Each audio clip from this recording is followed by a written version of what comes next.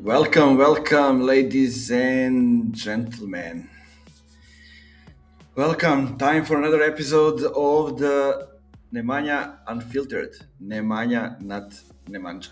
I hope you can hear me well. I hope you can see me well. Write me in the comments if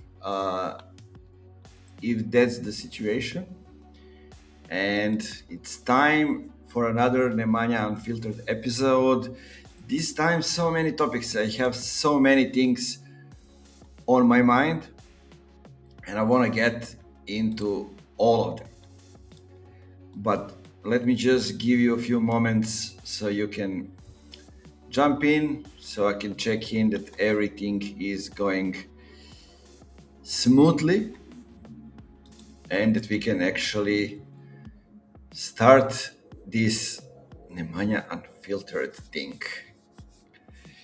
Hish, I don't know about the lighting. Let me know if that's okay. If not, I'm just experimenting with things, trying out new things. So let's see how it goes.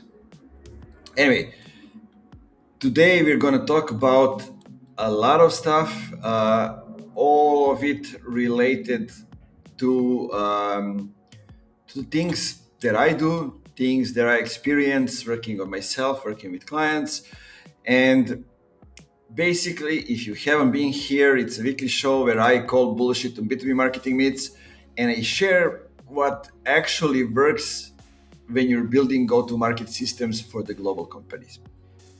If we don't know each other, I'm Nemanja Živković.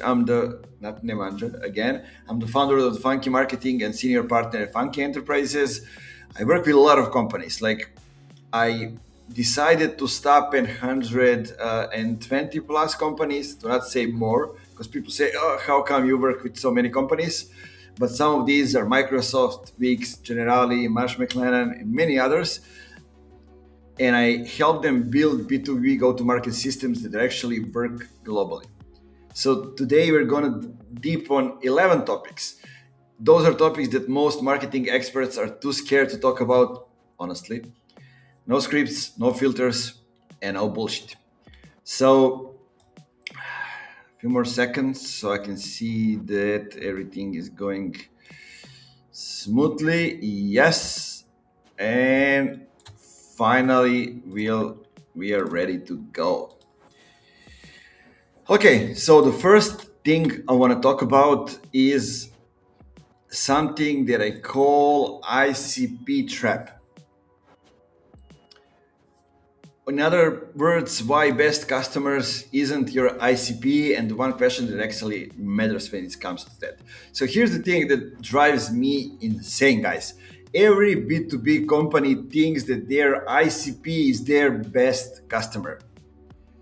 We imagine it, we get them, and they instantly become our best customers. That's not what's happening in practice. That's wrong. That's dead wrong. Because your best customer is the one who pays you the most, who stays with you the longest, and who refers you the most. And that's backward looking, right? That's a lagging indicator. That's historical data that is packaged as a strategy. But your ICP is, on the other hand, it's not backward looking, it's forward looking, right? So we need to look from both sides, forward looking, backward looking. Your ICP is predictive. And there's one question that I say defines it. One question that defines your ICP is who has the problem so painful that they must solve it now. And we are the only ones who can solve it the way they need that problem to be solved. Let me repeat. Who has the problem so painful that they must solve it now, and we are the ones who can solve it the way they need. Okay? Do we understand each other? Not who loves our product the most. Not who has, I don't know, the biggest budget. Not who is the easiest to close. Who is in active pain right now, this moment. So those are the things to think about, and that is the real question that will determine who is our real ICP. Let me give you an example. I work with a SaaS company that were selling project management tools. So their best customers were creative agencies. So like high retention, big contracts, love the product, vocal advocates for the product. But when it comes to their ICP, it's mid-sized professional services firm going through the rapid growth. And why is that? Why do we have that discrepancy between the two? Because agencies already have project management figured out. They have been doing it for decades. They're optimizing for project management. They're not solving the problem for which project management is the solution. But a consulting firm that just went from, 20 to 80 people in 18 months, they are in chaos, guys. Spreadsheets are breaking because they've been keeping everything in spreadsheets. Clients are slipping through the cracks. Partners, on the other hand, are screaming pain. Those are all the sentences and the words that describe pain. Active pain, urgent pain, and expensive pain. On the other hand, agency is a great customer. The consulting firm is the ICP. So your best customer will find you eventually. Why? Because they are sophisticated. Because they do the research. They have time to evaluate. You don't do that many things to get them come to you. But on the other hand, your ICP, they need you to find them because they are drowning. They don't have time to become experts in your category. They need someone to throw them a rope. Otherwise, they will drown. And here's the kicker. Your ICP and your best customer might never overlap. This thing might never happen. And that's fine, guys. You market to your ICP. You optimize for your best customer. Two different strategies. Most companies, they try to do both with the same message, the same content, and the same approach. And that's why your marketing feels generic. That's why your sales team is frustrated. You're finishing in two different oceans with the same bait. So ask yourself, who is in pain right now? Who is right now searching for a solution at 11 p.m. on a Tuesday? Whose budget just got approved because the problem got too expensive to ignore? That's your ICP. Everything else is just customer segmentation that is dressed up as a strategy. Okay? Do we agree on that? I hope that we do, because those things will save you. Now, if you have any question and any time, feel free to drop them in the comments. I'm happy to answer all of them. But I'll move to the second topic because I'm here to talk about the things that bothers me, right? I'm here to answer your question, but also to get things out of my system. So the second topic I want to talk about is why your multi-channel strategy is just expensive chaos with a PowerPoint deck. So let me tell you what happens in every B2B company around Q4, as we just saw a couple of months ago. So some VP of marketing walks into the board meeting with a slide that say integrated multi-channel strategy 2026. It got 47 different logos: LinkedIn, Google Ads, Facebook, Instagram, TikTok, email, webinars, podcast, event, direct mail, carrier pigeons, smoke signals. Everything is in there and everybody nods. Yes, my man. Yes, we need to be everywhere our customers are. Let me tell you, this is a bullshit. This is bullshit.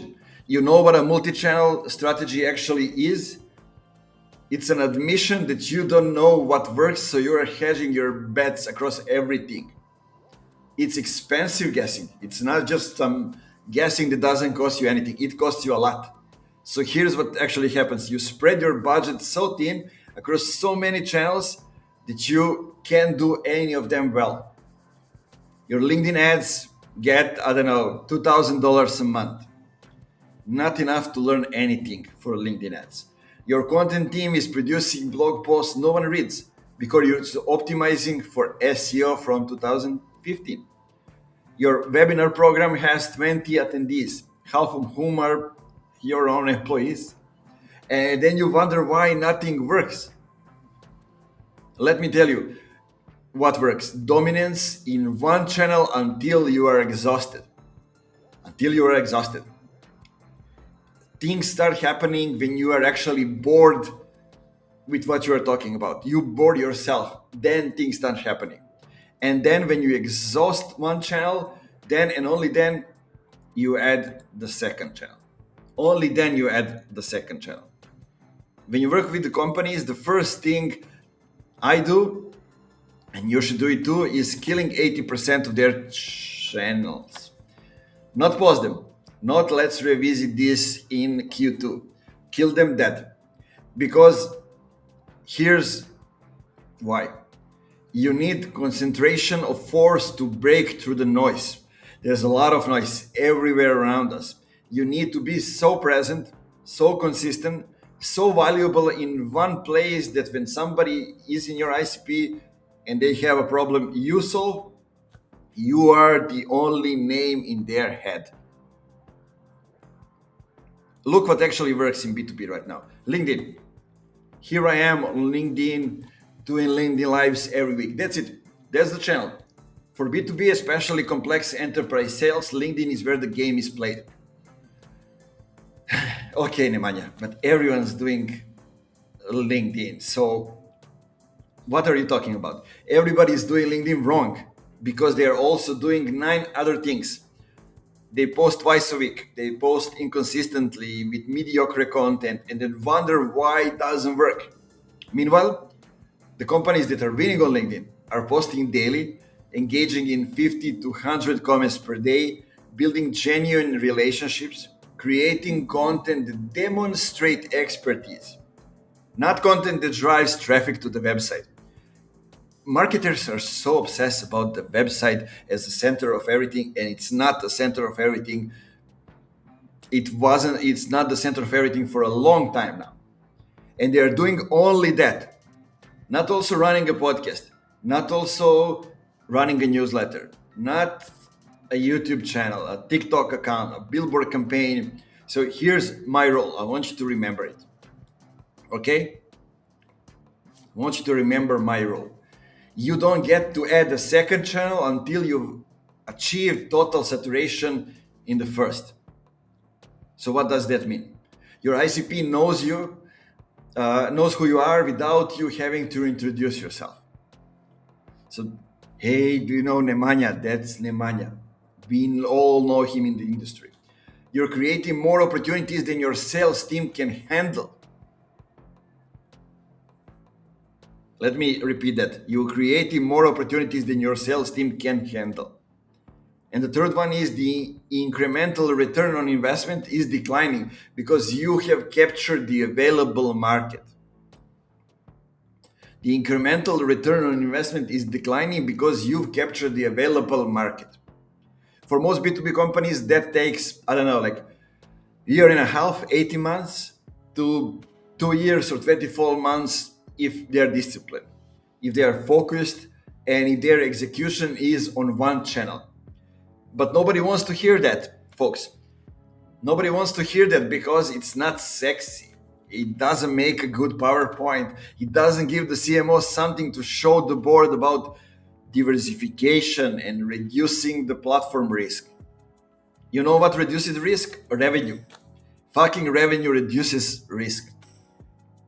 And you generate revenue, but going deep in one channel, not wide across 12. So when you talk about assignment, look at your multi-channel strategy, okay? Pick the one channel where your ICP actually spends time and has intent. Kill everything else. Kill everything else.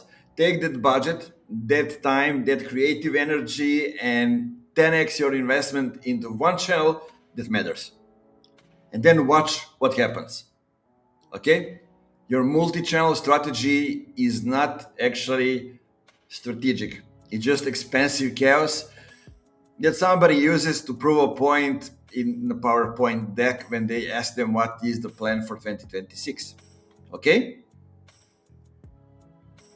I hope we understand each other. Nebojša, my man, thanks a lot. For example, let me give you an example that Nebojša just came into the comments. Go to Nebojša Balazs profile on LinkedIn and check out the live event that they did last night. It was totally different. They appear in a studio, not like I am now talking to the camera. They were sitting on a couch with a guest going on a sofa, and they talk about the systems in the company. So it wasn't just any talk. It was a great one with a guest, with a totally new setup that nobody here in Serbia does. So that's how you differentiate. Okay? So now, let's move on.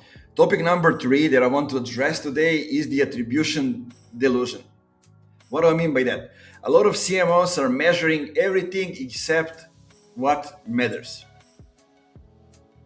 Yeah. A lot of people have been talking about this topic, from Rory Sutherland to others, and I want to address it as well. So let me ask you a question. What is the last thing someone did before they bought from you?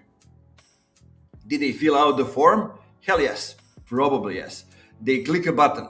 Of course, if they want to schedule a call, they reply to an email if you sent an email. Cool. Now let me ask you the real question. Why did they buy from you? Because they saw your LinkedIn post 6 months ago. Then they heard you on a podcast. Then they saw your comment on somebody else's post. Then they talked to a colleague who mentioned you. Then finally they were ready and they filled out the form. Okay? So it didn't start with a form, with clicking on a button or replying to an email. But when you look at the attribution, because we all say attribution is what matters.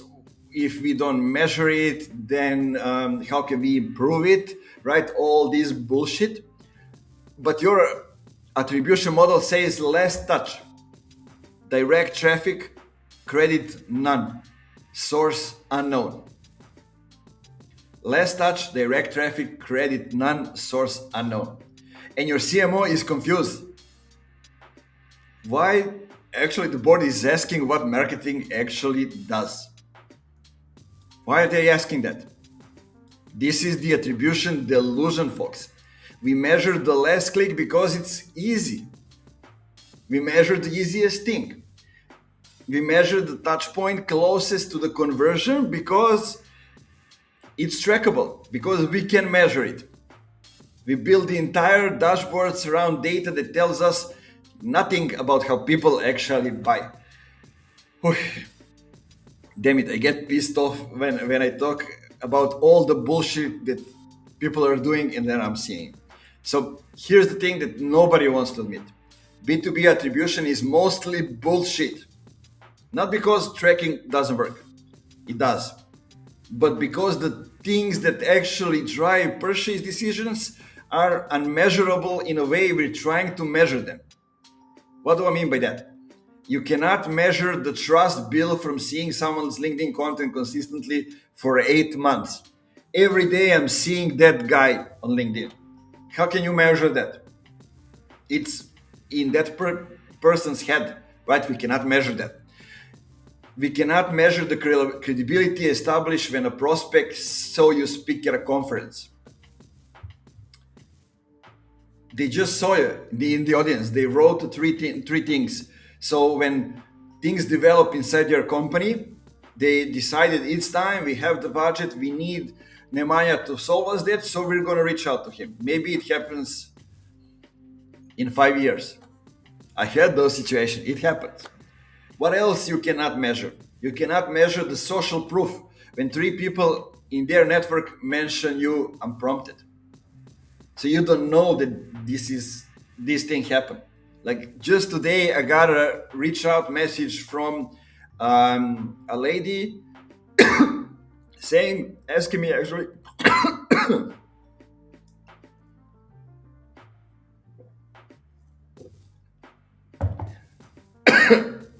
happens.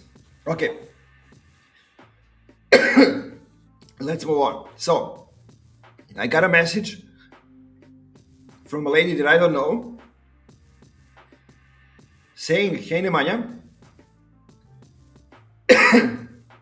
we are the company doing education and we need somebody to open up marketing sector and to do education related to the marketing topics. And we want you to do it. You're doing it so well. So many people recommended you. So what do you think about that? How can you measure that? You don't even know that those conversations happen, right? And one last thing you cannot measure is the mental availability created by being the only name that they can remember when the problem becomes urgent. Okay?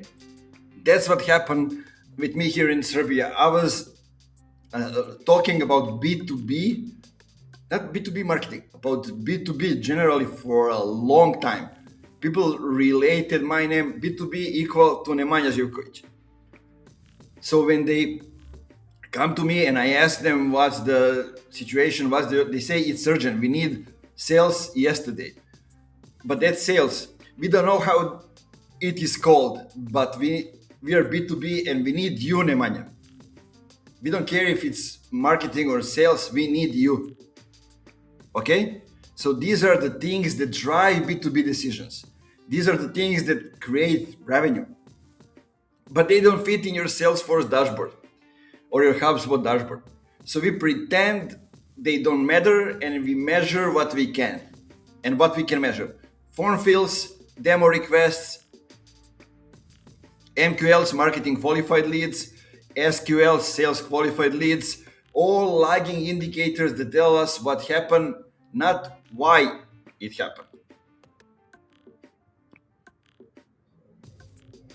Here's what I see when I usually audit a company's marketing attribution. And I do that a lot because when the company comes to me, this is the first thing that I do. Google Ads generated, I don't know, let's say 847 MQLs and $127 per MQL.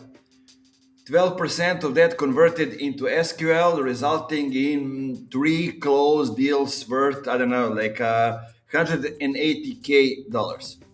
Sounds great, right? Return of investment is positive, it's measurable, defensive to the board. Except, did that really happen? Here's what actually happened. Those 3 deals have been following the founder on LinkedIn for 8 months.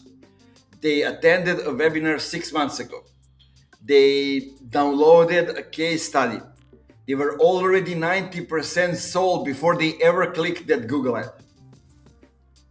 The Google ad got the credit because it was the last trackable touch. But it didn't create the opportunity. It just captured the opportunity. And this is, friends, where CMOs get fired. They optimize for attribution revenue.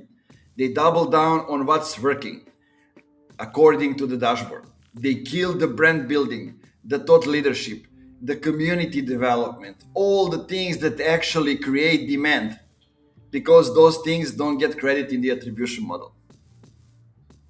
And then 12 months later, the pipeline dries up because they've been harvesting demand and not creating it. They just go and they collect. They don't give anything.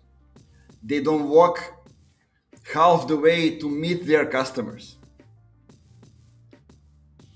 I tell my clients to stop trying to measure everything. They and you need to start measuring the things that matter. So, Nemanja, what the fuck matters?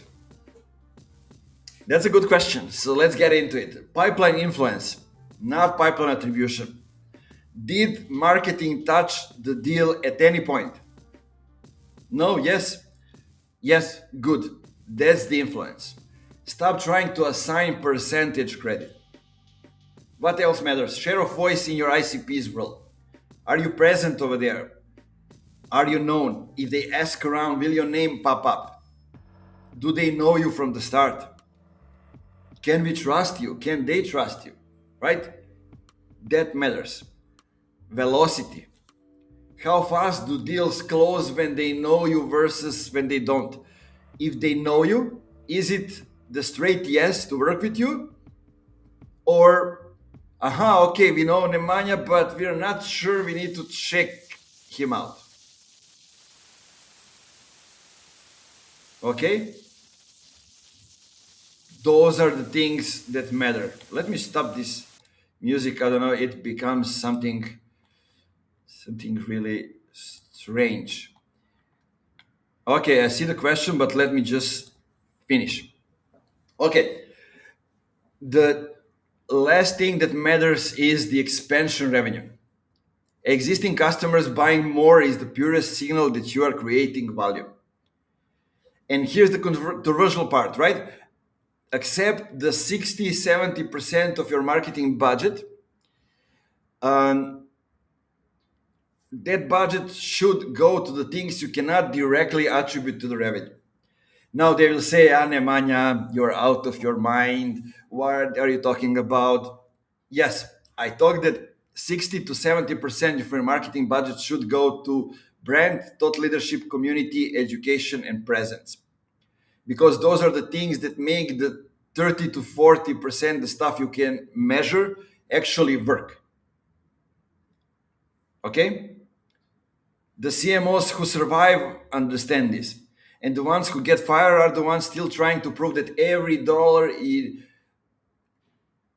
equal X dollars amount out with a neat little dashboard. Okay? So B2B buying is messy. It's emotional, it's social, it's built on trust and relationship, and it's built on mental availability.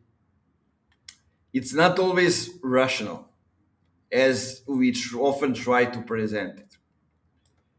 Your attribution model will never capture that. So I said that we should stop pretending that it can. Okay? Milos asked, what criteria do you use to determine which channel is suitable for your project or a company? A ride-on-demand project in the USA, for example. I don't know what it means, ride-on-demand. Uh, but okay, what do I do? I do the customer research. So I try to talk to the potential customers that I get over there. If I don't have customers, okay? These days, I'm not working really much with companies that don't have customers. But let's say so. So that is the way. Go talk to them. Ask them. I mean, I talk about this in a episode 1 or 2, something like that. But go in short. Ask them whether they're spending their time. Where do they go to get educated? Is that the same place that they go to buy? Are those things the same? Then who are they following? Which channels? Are they going to some conferences or no? Those kind of things. And when you get all the answers, then you go and do the strategy, and you go to market, and you actually market and you actually sell. When you can actually see all the phases, all the buying steps without the need for you to go blind. I hate going blind and doing anything if I don't have a proof for them. Sure, sometimes I may have a feeling, and I might actually, I need to know my customers better than they know themselves, but I actually need to know the channels. That's a different thing. I need to know where they are and how are they behaving on that channel. I need to know all these things. And how do I know these things? Because I'm there. I know them. I know them better than I know myself, right? So that's the answer. Okay. So another thing I wanted to talk with you about, I will get into it just to get a bit of water. I got a sore throat for some reason. I didn't even realize that this is the thing. Then we're going to talk about community versus the audience and why most B2B communities are just, I don't know, like Slack graveyards. I have so many communities on Slack that I'm a part of um, that I don't know when was the last time that I opened them.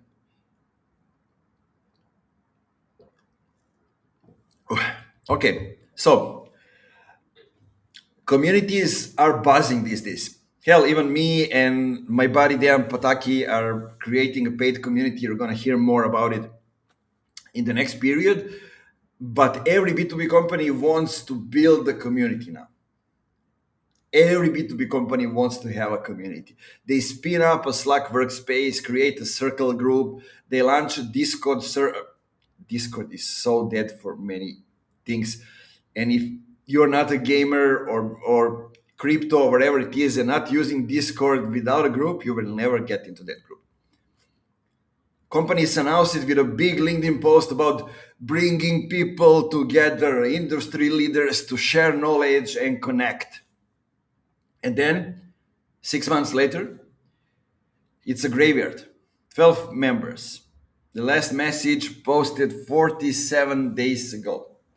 Some sales rep asking, "Hey everyone, what are your biggest challenges with, I don't know, what is their product category?"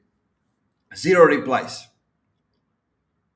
Here's the problem: they built an audience and called it a community. Though those two things are not the same things. An audience is one to many. You broadcast, they consume. The relationship is parasocial. They know you, you don't know them. The value flows just in one direction. And in community, it's many to many. Members create value for each other. The relationships are real. You, as the founder of the company, are a participant. You're not the center. And most B2B communities fail because they're designed like audience but branded as a community. So let me break down a couple of things for you just to see. Okay, seems like I managed to answer Milo's question. I'm glad. I hope I did.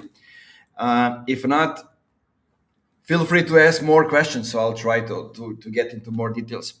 What companies do? They create a Slack with 15 chats or 15 channels. How do we ever do we call it? They post content into it, hoping people will discuss. They expect members to engage with each other without facilitation. They measure success by number of members. They wonder why nobody talks with each other, right? So what actually works? Start with 10 to 20 people who already know you and trust each other. Facilitate introductions, connections aggressively. Create forcing functions for interaction, challenges, workshops, live sessions, master classes that they should wait for them inside the community. Measure success by strength of relationship formed and grow slowly and grow selectively. Don't let everybody join the community from the start. Nobody wants to hear that the real community is a hardship. It's labor intensive. It doesn't scale easy. You cannot automate it. You cannot hire a community manager and expect them to create the real connection. Communities require curation, facilitation, and rejection. Yes, you actually need to reject people. You need to say no to people who want in but aren't the right fit. Because community quality degrades with every misaligned member. If somebody is in the community, they cannot just get what they want out of the community. They need to give also something to the community. This is why most B2B communities fail, because companies want the marketing benefit of we have a community of 5,000 members.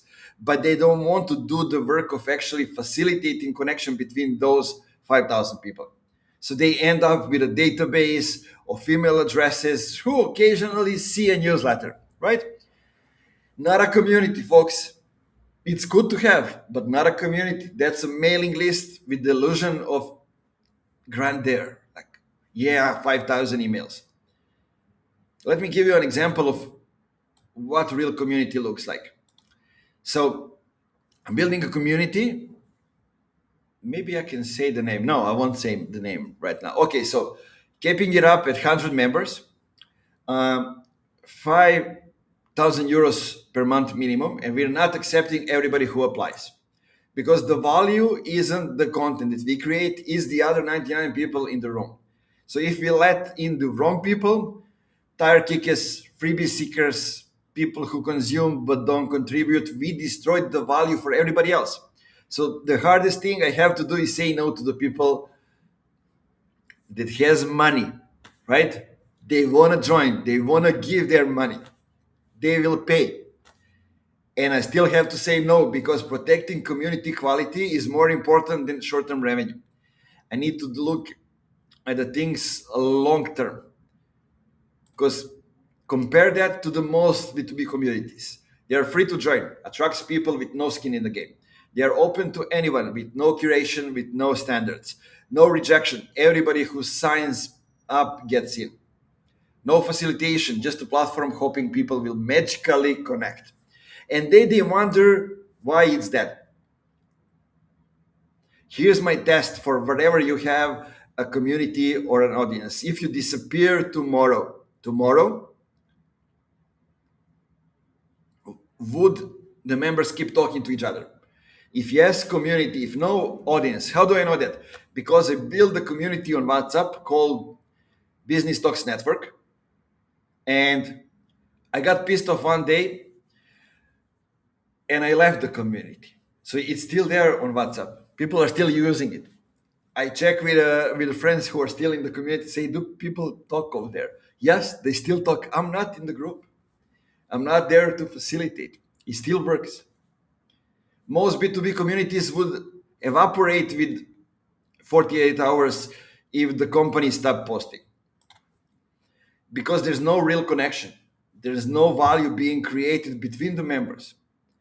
It's just a distribution channel dressed up as a community, and that's fine. Audiences are valuable, but you don't get to call them a community. If you want to build a real community, here a few things that you should do, and here's what it takes. So start small, 10 to 20 people who you know each other, who are genuinely valuable to each other. Curate ruthlessly. Every new member change the dynamic of the group. So you need to choose carefully. Facilitate actively. Introduce people. Create reasons to interact. Holds live session just like this one. Ask questions. Create challenges. Charge money. Free communities attract people with nothing to lose. Paid communities attract people with skin in the game. Grow slowly.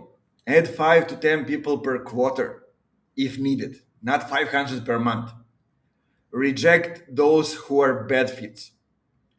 Protect the quality of the room. One toxic member can destroy the vibe for everyone. You probably, I bet that you saw that in some community happens. And this thing, again, it doesn't scale. It doesn't look good in a pitch deck. It won't impress your board when you say we have 47 members and we are not accepting more applications right now. But it works. It works because real community is about depth. It's not about breadth. It's about quality of connections and not about the quality of members. So all those Slack graveyards discussed as communities failed because they tried to skip the hard part. They wanted the marketing benefit without the operational commitment. So you build an audience when you want to have reach. You build a community if you want relationships. Both are fine. It's just important that you don't confuse the two. Okay, so another pause, then we're going in again.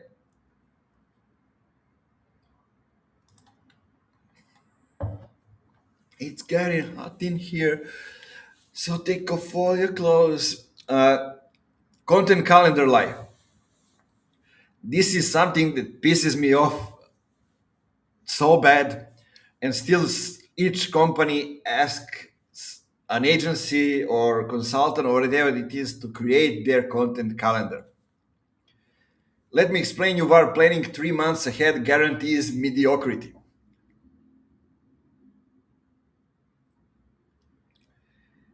Here's what happens. Some content manager sits down and plans January, February, and March. So they identify themes for each month. They map out the topic. They assign pieces to writers. They build a beautiful spreadsheet with every blog post, every social update, and every email mapped to specific dates. Amazing. It looks amazing. It feels amazing. And then January happens. A competitor launches a new product. Your ICP's biggest pain point shifts. A major industry event changes the conversation. Regulation passes. The market moves. And your content calendar say January 15, 5 tips for better email marketing. Who the fuck cares? The moment is gone, folks. It's gone. The conversation has moved. And you're pushing content optimized for a world that no longer exists. And this is exactly the content calendar lie. You can predict what will be relevant 90 days from now. You cannot do that. B2B moves too fast. Your ICP's problem evolved too quickly. The conversation shifts too often. But the real problem with content calendars is that they don't optimize for consistency over relevance. We need to post 3 times per week, so we need 36 pieces of content planned for the next quarter. Sounds familiar? Why? Who said that you need 3 times per week to post and that is the right cadence? What if you have something genuinely valuable to say 5 times one week and nothing the next week? Content calendars force you to create filter. They force you to publish when you have nothing worth saying. They force you into mediocrity. And real-time relevance is what actually works. You publish when you have something worth saying. Let's say you respond to what's happening in your market now. You join the conversation your ICP is actually having. Existing conversation, not the one you predicted they'll be having 90 days ago because you are so good at what you do. Let me give you an example. So I don't have a content calendar at all, like zero posts planned beyond today. But I'm also not sitting around wondering what to write about because I'm having 50 plus conversation per day with my ICP. The LinkedIn comments on other people's posts, comments on my posts, inside LinkedIn DMs, talking with the clients, talking with potential clients, going to events. I'm seeing what they're struggling with right now. I'm noticing the patterns in the questions they ask. I'm watching what gets traction in the market. And when I see something worth talking about, I write about it. That single day, sometimes within an hour. That's why my content hits. It's not because I'm a better writer, it's because I'm writing about what's actually on people's mind right now. I'm not writing about what I predicted would be on their minds when I planned my editorial calendar last October. Okay? People are afraid that if they don't plan ahead, they won't be consistent. But are they consistent now? No. So that's wrong. You won't be regularly scheduled. That's different. Consistency isn't about posting every fucking Tuesday and Tuesday at 9 a.m. Consistency is about showing up when you have something valuable to say and being silent when you have shit to say. The market doesn't reward publishing frequency. Market rewards signal to noise ratio. Think about it, guys. Would you rather follow somebody who posts mediocre content 5 times per week on a predictable schedule, or someone who posts exceptional content 2 times per week whenever they have something genuinely valuable to share? The content calendar mindset says, yes, we need to feed the fucking algorithm. The real time mindset says we need to add value to the real conversation. Fuck the algorithm. Those are fundamentally different approaches. And here's what kills me: companies spend 40 hours per month planning content and 5 hours per month actually engaging with their market to understand what matters. It should be exactly the opposite. You should spend, I don't know, let's say 40 hours. That's the working norm, right? 40 hours per month in conversation with your ICP, listening, learning, understanding their problems, and then spend 5 hours translating those insights into the comment. Sure, okay, you will produce less, it will land harder. Now, I can already hear some of you saying, but Nemanja, we're a big company, we have compliance, we have approval processes, we cannot just publish wherever we want, whenever we want. Fine. Then your content will continue to be mediocre. That's the trade off you're choosing, willingly choosing. Audience decides what the good content is, not anybody from your content or your CEO, or you if you are the CEO. You don't get to decide what the good content is. You can have control or you can have the relevance. You should pick one. The companies winning at the content have figured out how to be responsive. They have streamlined approvals. They have empowered their people to speak. They accepted that occasionally someone might say something slightly off brand if it means the overall content is 10 times more relevant. But small companies, they choose safety. They choose the content calendar because it's predictable, it's controllable, it's defendable in a meeting, and their content is forgettable. Their content is shit. So trust me, try to do things with a content calendar at least for a month. Just one. Instead, spend the month deeply embedded in your ICP's world. Join the conversation they're having. Notice the problem they're struggling with. Pay attention to what's changing. And publish when you have something worth saying, not before. I guarantee you'll produce less content. And I also guarantee you it will perform better. Because real time relevance beats planned mediocrity every single time. So, what do I do to avoid that? Well, if I need to do the content calendar, I do it for first month. Some of my clients may listen to this and might remember that. So then we actually get into the flow, we start engaging, we start posting, and we come up with the content daily because we talk to our customers, potential and the future ones. We start talking with them and we get the content. Sounds good? I hope it does. Okay, so another pause. It's going to be a long one. Mhm. Okay. Topic number 6 for today, for this week: retainer versus the revenue share. Why hourly billing keeps you poor and your client stupid? Let's talk about how agencies and consultants get paid, okay? Because most of you are doing it wrong and it's making you poor. I was doing the same, so I'm not a huge exception for that. Some of you do hourly billing, some of you do retainer, some of you do project fees. These are all variations of the same broken model. You sell time. And selling time matters means you have a ceiling on your income.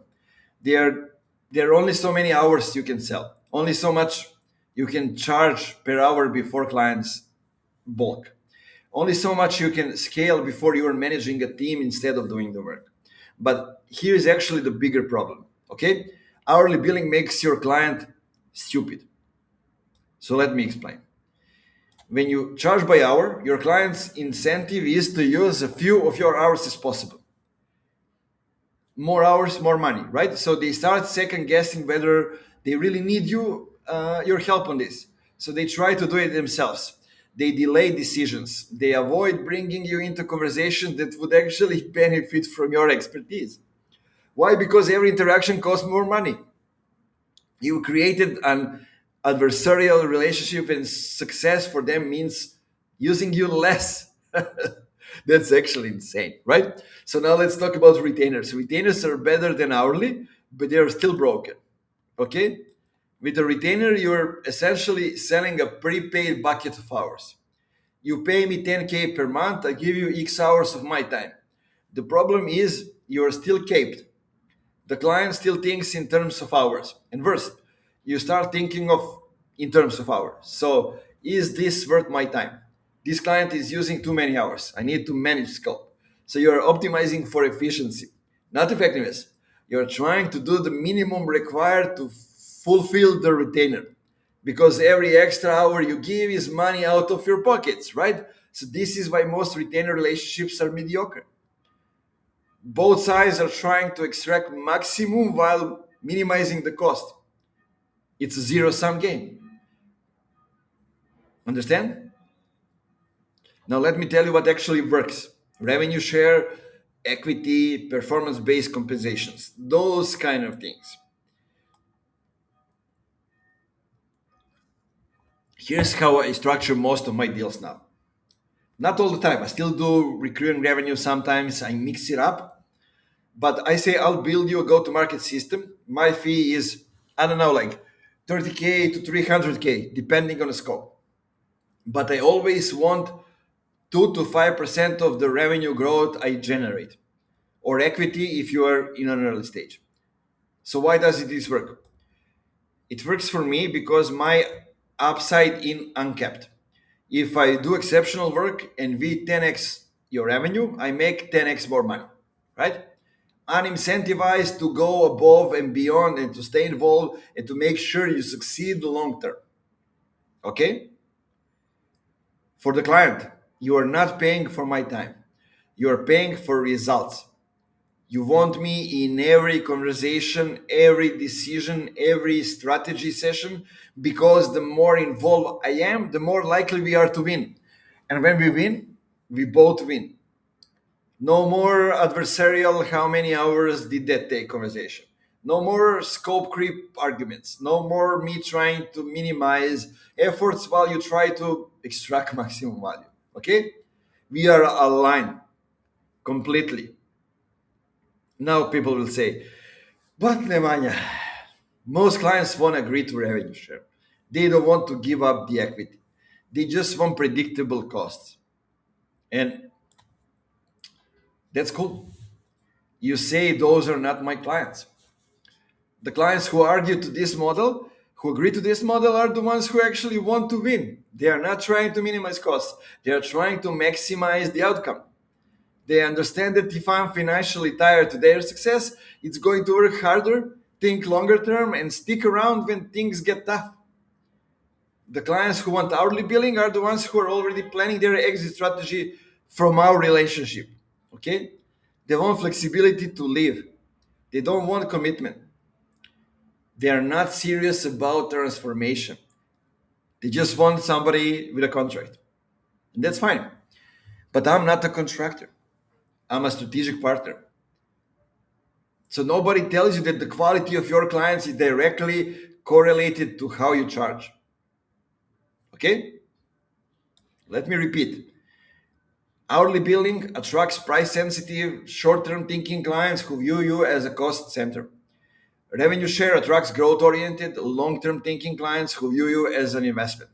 And I'd rather have 5 revenue sharing clients than 50 hourly clients, because those 5 are serious. They are committed, they give me access, they listen to my advice, they move fast, and when we win, we both make it life changing money. I'm not exaggerating. The 50 hourly clients are constantly in negotiation, questioning every invoice, slow to implement, treating me like a vendor instead like a partner. Now, There's an obvious concern I need to address. What if I do great work and they don't execute? What if the revenue doesn't grow because of factors that are outside of my control? I cannot do everything and control everything. So that's valid. This is why you need to be selective about who you partner with. I only do revenue share deals with companies that have product market fit. So I'm not getting paid to help you figure out if your product works. I don't care. It needs to work. Product is ready for the market. Do the revenue share deals with companies that have a functional sales team. I build the system, they execute. Build Do the revenue share deals with the companies that have leadership that makes decision quickly. No committee driven bureaucracy. No bureaucracy bullshit. Decisions are made quickly. And do the revenue share deals with the company that are already growing. Not when they're feeling bad. They are already growing. I'm accelerating growth, not creating it from zero. I need to prove that it's already working so I can get you to the next level. If they don't meet the criteria, I either pass or I charge higher upfront fee with no revenue share. Because the point isn't to take on risk for everyone. The point is to align incentives with the right clients. So, in practice, how does it look like? Traditional model, client pays me, I don't know, 10K per month for 12 months. So it's like 120K deal. I deliver a strategy, some execution, they get moderate results, and we part ways. Revenue share model says the client pays me 50K euros upfront plus 3% of revenue growth for 24 months. So I deliver a complete go-to-market system. I stay deeply involved. I help with the hiring. I help them refine strategy as market evolves. Uh, Introduce them to key relationships, and we grow revenue by 5 million euros. I make 200K euros in total. So both sides are ecstatic, right? In the first model, I'm incentivized to do the minimum to keep the retainer. In the second, I'm incentivized to do everything possible to maximize the growth. I don't need to tell you which produces better outcomes, okay? Enough of this topic. Let me see if there are any comments. Elisaveta says, I'm loving this No Life Lives. Nemanja, thank you, Elisaveta. Still not getting viral with these things, but we're going to get them to the newsletter, whatever it is, and we're going to come to the people.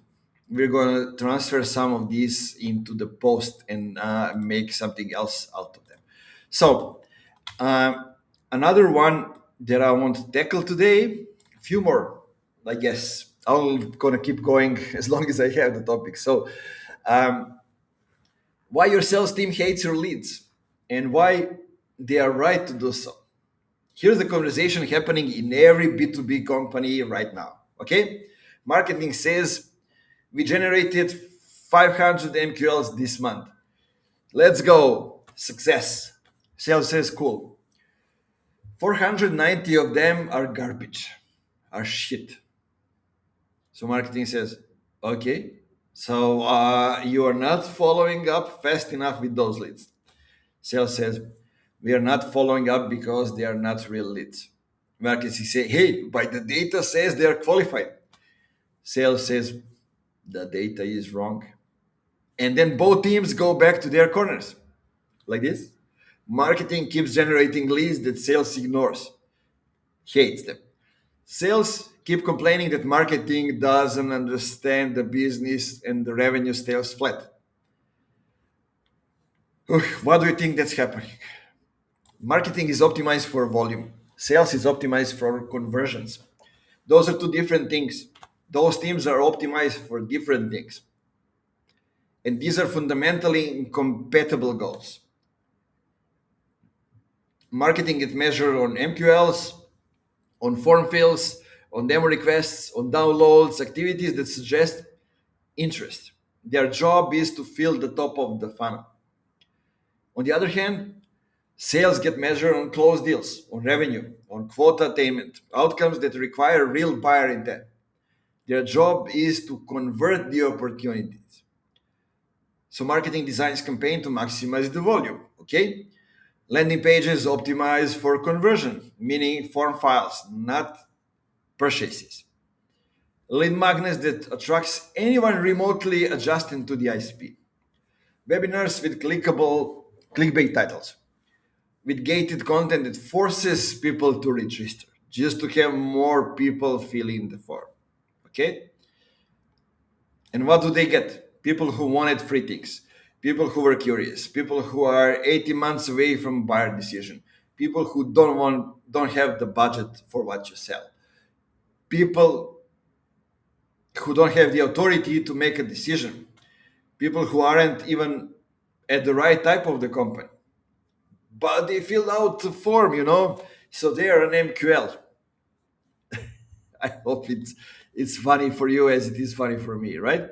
Sales gets the lead, okay? On the other hand, and within 30 seconds of research realizes this person cannot buy. Wrong title, wrong company size, wrong industry, no budget, no timeline, no pain. And marketing wonders why sale isn't working the leads. Your sales team hates your leads because your leads aren't real. Let me What is the real lead? A real lead is somebody who has the problem you solve. We talked about that at the beginning of this session. The real lead is someone who has the problem you solve, who knows that they have a problem, who has the budget to solve it, who has the authority to make the decision or direct access to who does, and somebody who has a timeline to solve it, ideally now. If any of these five things are missing, it's not a lead. It's a contact, a prospect, a potential future opportunity, but it's not a lead. Most MQLs fail on 3 out of 5 of these criteria. They downloaded your white paper because the title was interesting. They don't have the budget. They are not the decision maker. And they are just exploring options with no timeline. Not a lead, somebody who consumes your content. And when you send that to sales and call it a lead, you just wasted everyone's time and destroy trust between marketing and sales. If you have more leads like this, you need to have more salespeople. So you actually raise the costs, right? Think about that as well. Don't think selfishly. So, what is the actual marketing MQL criteria?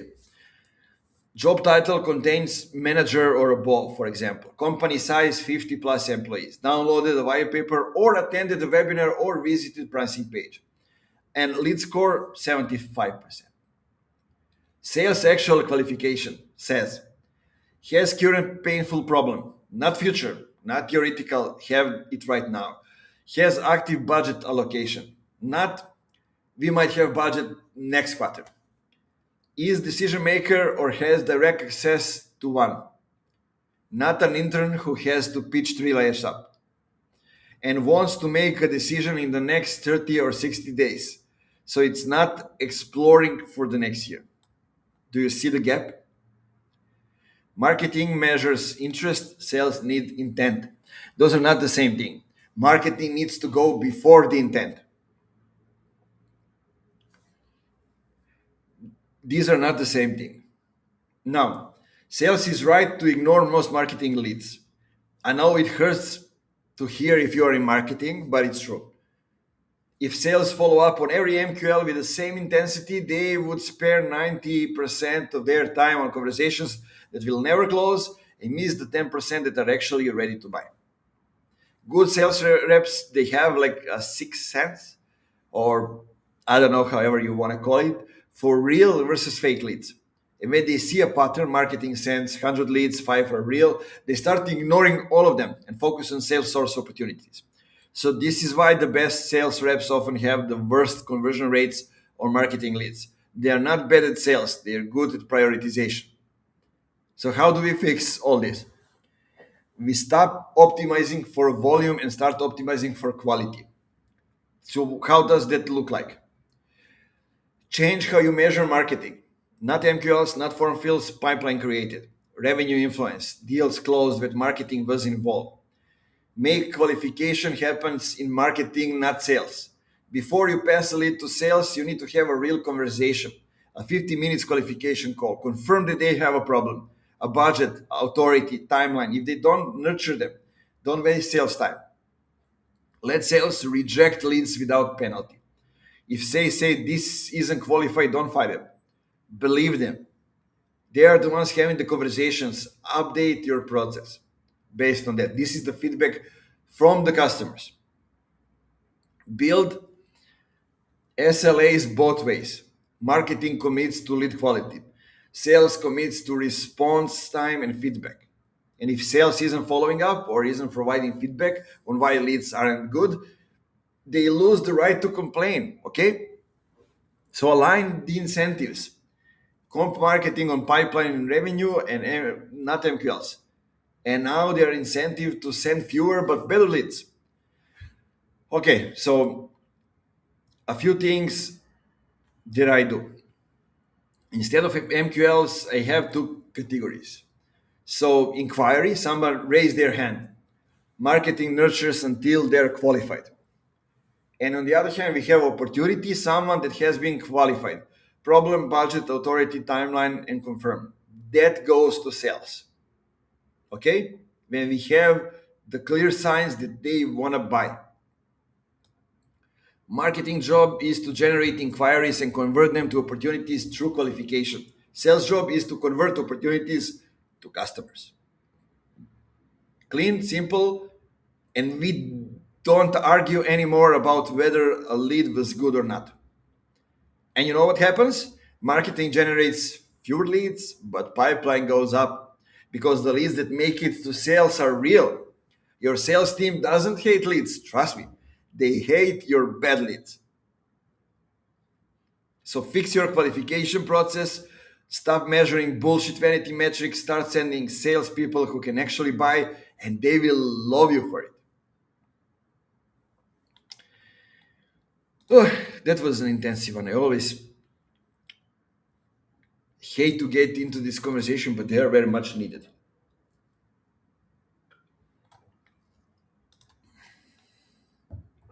Now,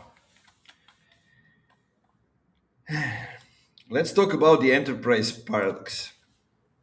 What the hell is enterprise paradox? It's the reason why Fortune 500s move slow but decide fast. Everybody knows enterprise sales are slow. We have long sales cycles, we have multiple stakeholders, we have procurement, we have legal, we have security reviews, we have budget approvals, we have committee decisions, 6 to 8 months sales cycle, and sometimes it's even longer. Except what nobody tells you that enterprise companies they don't move slow. They decide fast, they just decide late. So this is the paradox. You think you are in 12 months sales cycle. You are doing discovery calls, demos, pilots, workshop, business case development, stakeholder alignment, proof of concept. And for 11 months, nothing happens. Emails go unanswered, meetings get rescheduled, we're still evaluating, we need to align with Q3 priorities, let's reconnect them next quarter. You're convinced the deal is dead 47 times. And then in the month 12, everything happens at once. Listen to me. Contract gets signed, purchase order issues, implementation starts, and in 2 weeks window everything happens. What happened? You were never in a 12-month sales cycle. You were in an 11-month, this isn't priority yet cycle, followed by the 2 weeks, holy shit, we need to solve this now sprint. The decision was fast, the timing was just late. And this is the enterprise paradox. Fortune 500 have the resource to move incredibly quickly. They have the budget, they have the team, they have the authority. When they decide to do something, it happens fast. They just don't decide until the pain is unbearable. So why does it matter for you? It matters for how you sell. Wrong approach is trying to speed up the sales cycle by creating urgency, offering discounts, and adding pressure. This is their B2C shit. This doesn't work in B2B. Because the timeline isn't about you, it's about when their internal pet threshold gets crossed. Right approach is stay present until the pain threshold gets crossed, then move fast when it does. Let me break down what's actually happened during that 11-month slow period. So in the first 3 months, they are aware of the problem, but it's not urgent yet. They are in the research mode. They are talking to multiple vendors. They are reading the content, reading what you write on LinkedIn. They are attending webinars, learning, but they are not buying. Month 4 to month 8, the problem is getting worse, but they are trying to solve it internally first. Maybe they hire someone. Maybe they try a cheaper tool. Maybe they just throw more people at it. And this always fails, but they have to try it. Month 11 to month 9 to month 11, let's say like that, the internal solution failed. The problem becomes critical now. Budget is impacting business outcomes. Someone senior is asking questions. The buying committee finally has the urgency. So in month 12, after a whole year, they make a decision fast. We need this implemented by the end of the quarter. Most salespeople give up around month 6. They think the deal is dead. The prospect isn't responding, so they move on. And they miss the entire point. The deal was never dead. The timing just wasn't right yet. So here's how enterprise deals actually get won. You present early. You educated them months before they were ready to buy. You were helpful without being pushy. You stayed in their radar. So you stayed connected. Monthly check ins, sharing relevant content, introducing them to other customers, providing value even when they are not buying. You're there when urgency hits, when the internal solution fails, when the problem becomes critical, when budget get approved, you're the first call they make. You are the first because you created the mind share. You created the relationships. So when it happens, you move fast. Once urgency is real, you compress everything into 2 to 4 weeks. Proposal, demo, stakeholder alignment, contract, done, done, done. The companies that win enterprise deal understand this. They don't try to force timing. They influence it by making the problem more visible, more costly, more urgent, but they don't try to manufacture the false urgency. In practice, it looks like this. Month 1 initial discovery call. They're interested but not ready. So most salespeople would start weekly follow-ups. Okay, that's wrong. Send them a case study in a month 2 of a similar company solving a similar problem. No ask, just value. In the month 3, invite them to a customer roundtable where they can talk to your existing customers. They attend, they get more educated. In a month 4 to 6, do the monthly check-ins. Anything changed? Any new development, guys? Usually the answer is no. That's fine. You're staying present. In the month 7, they mentioned that they hire someone to build an internal solution. Great. You're helpful. You send them resources. You offer to introduce them to somebody who's done this before. You don't push your product. Okay? Month 9, the internal solution failed. So they are frustrated. Now they open to external help again. You are the first person they think of because you've been helpful, not pushy.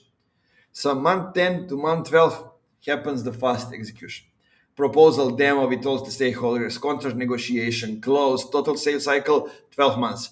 Actual selling, 6 weeks. This is why enterprise sales is so hard for transactional people. They are used to connect, qualify, demo, close, 2 to 4 weeks. This doesn't work in enterprise. You need patience. You need to provide value before they're ready to buy. You need to stay connected without being annoying. And then, only then, when urgency finally hits, you need to move fast.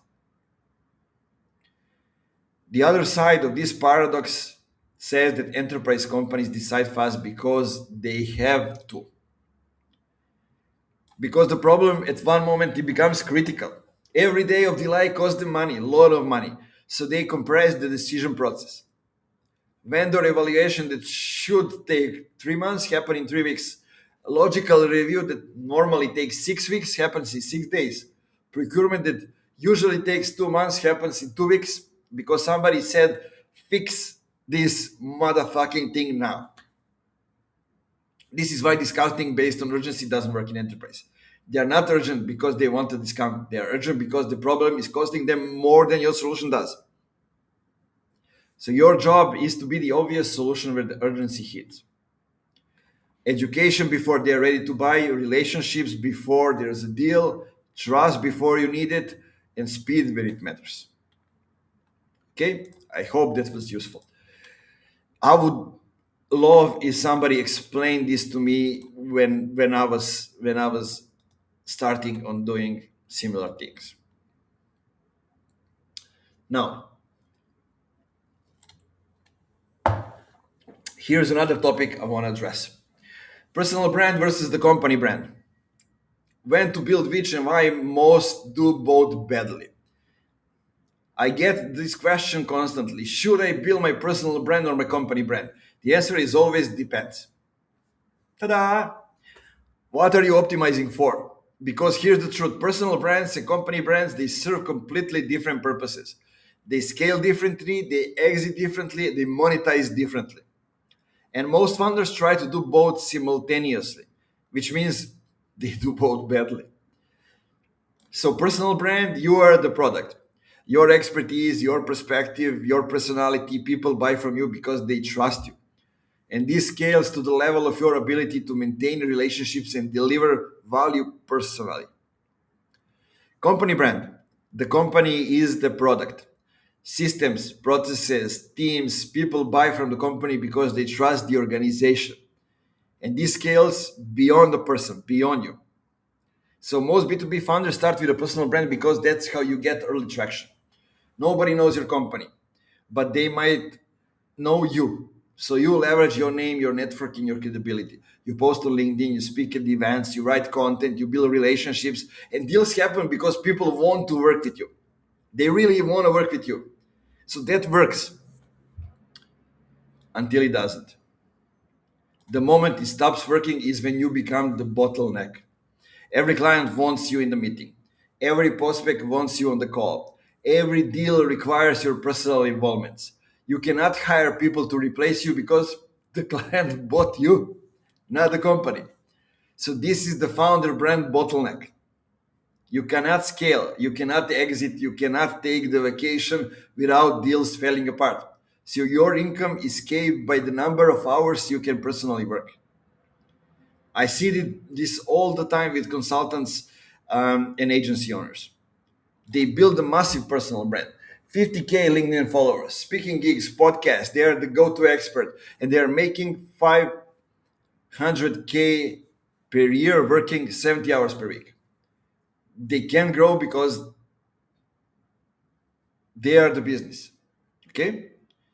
Meanwhile, companies with much smaller founder brands but strong company brands are doing, I don't know, let's say 5+ million. They have teams of 20 to 50 people, and the founder works 20 hours per week on strategy.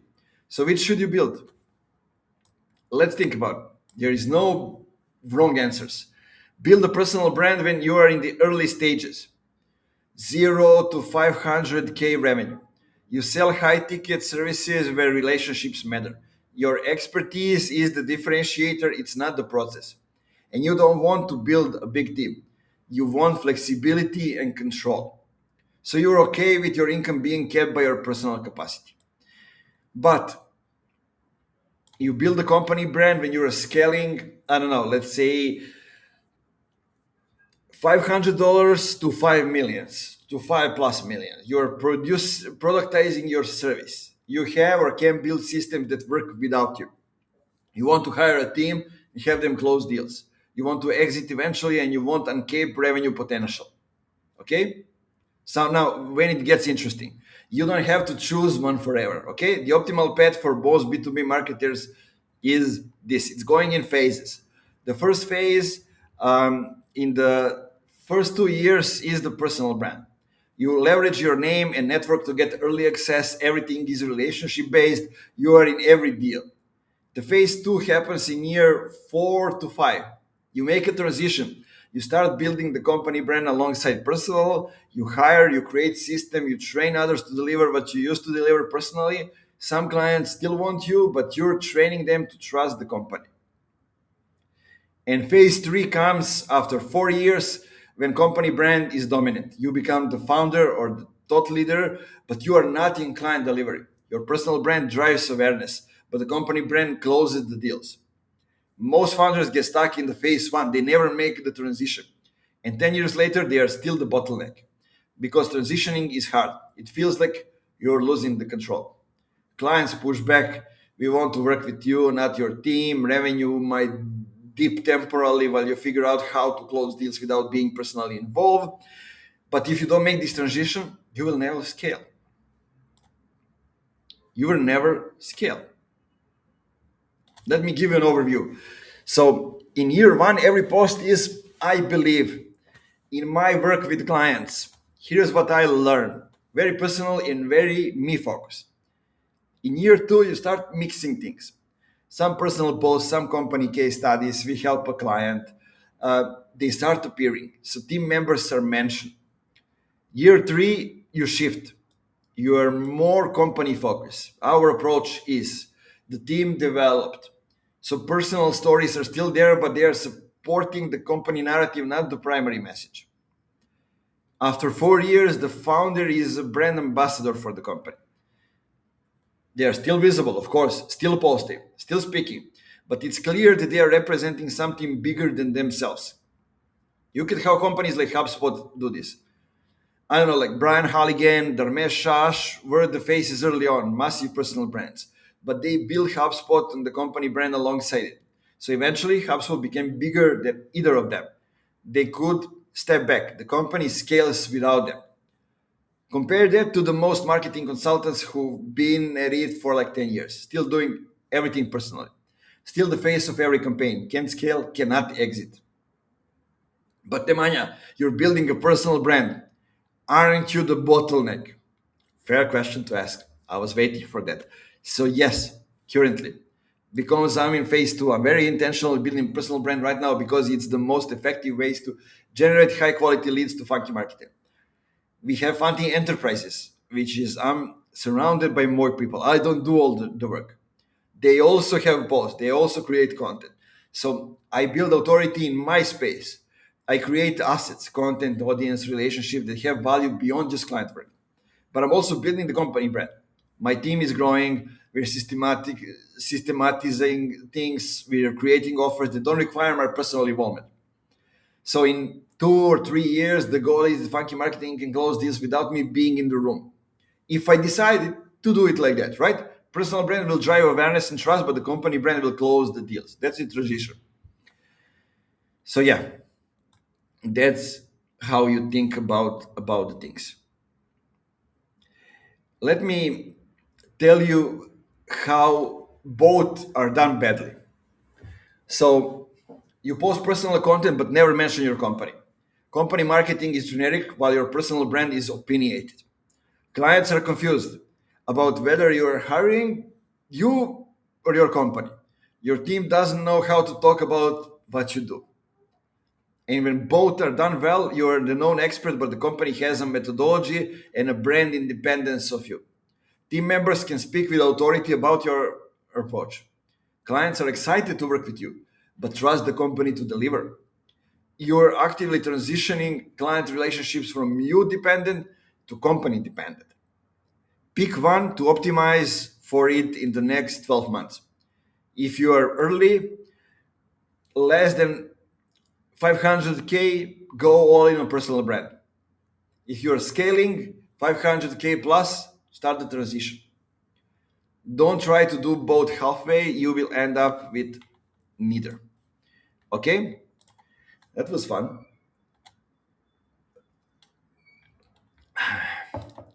Okay, let me see. Elisaveta has a question. These things is going too slow on LinkedIn. I'm already passing by and I get the comments from I don't know why it gets so slow, but anyway. Elisaveta says, speaking of discovery calls, should we have them if we're a coach?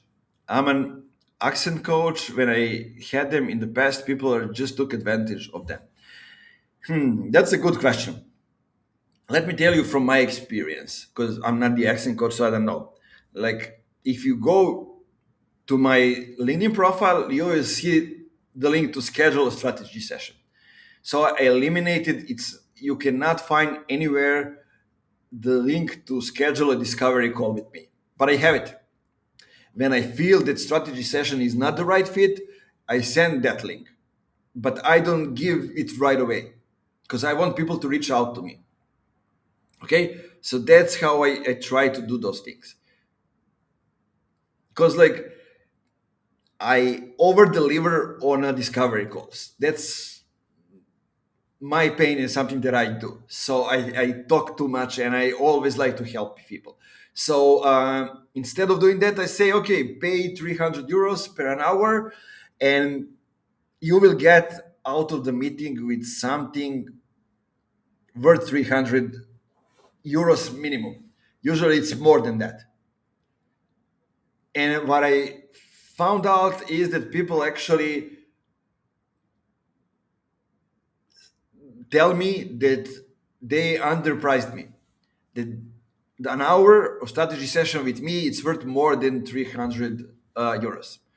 So yeah, that's the answer. I hope I managed to answer at least a part of it. Oh, should we go for more or close for today? Mm-mm-mm-mm-mm. I think we can close. I think that's it for today. That was Nemanja Volume 3 of. That was actually Volume 3 of Nemanja Unfiltered, not Nemanja. We managed to get to do 11 topics. 11. I think we covered 9, right? 9, no filter, no bullshit. So if you got value from this, subscribe on YouTube. Just look for Nemanja Zivkovic or Funky Marketing. New episode, this one that I'm creating live, I'm uploading on YouTube every Sunday. And there's a ton more episodes and content valuable over there on the channel, like around 200 episodes for Funky Marketing podcast and other podcasts I did in the past. And if you want to work together to fix your go-to-market system, uh, whatever it is, being a company or a person, because let's be honest, at least 5 of these topics probably hit close to home. Book a strategy session. Go to my profile. You will see my feature section, a link to book a strategy session.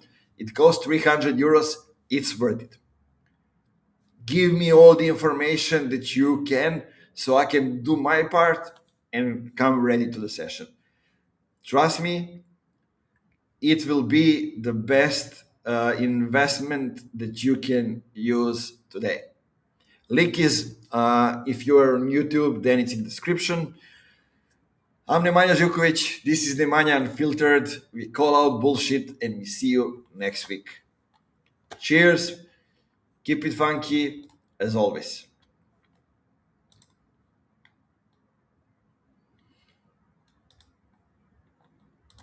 Now let me just see how do I end this. And 3, 2, 1, boom.